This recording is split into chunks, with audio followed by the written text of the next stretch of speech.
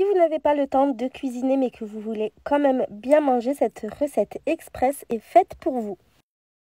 Tout d'abord, on prend 3 grosses pommes de terre bien lavées et épluchées. On les coupe en fines rondelles. Je viens ensuite hacher un bouquet de persil. Vous pouvez remplacer par de la coriandre ou faire un mix des deux. Je viens ensuite hacher 3 gousses d'ail. Je dépose les pommes de terre dans un grand moule à gratin. J'ajoute les 1/3 de persil haché. J'ajoute également un petit peu d'ail haché. Ensuite, je mets des herbes de Provence, du sel, du poivre et un petit peu d'huile d'olive. Je mélange bien le tout et j'étale les rondelles de pommes de terre uniformément dans le moule en essayant de ne pas trop faire de tas.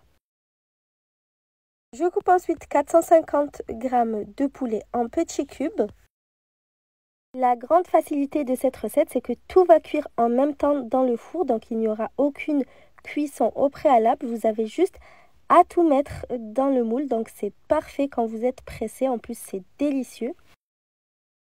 Et comme pour les pommes de terre, je mets du persil et de l'ail, du sel, du poivre et des herbes de Provence et un petit peu d'huile d'olive. Je mélange bien le tout pour en imprégner tous les petits cubes de poulet. Et ensuite, je vais déposer le poulet sur les pommes de terre. Donc, on essaye d'en mettre bien de partout.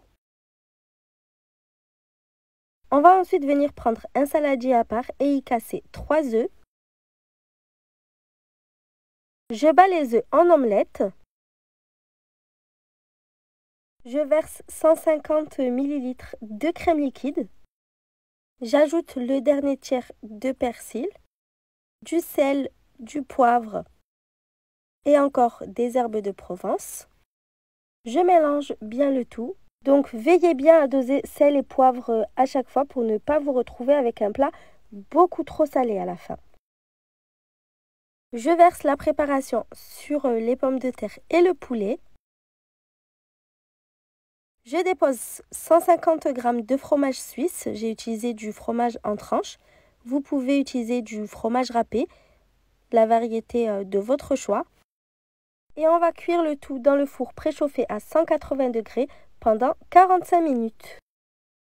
J'espère vraiment que cette recette vous a plu et que vous serez nombreux à l'essayer. À bientôt!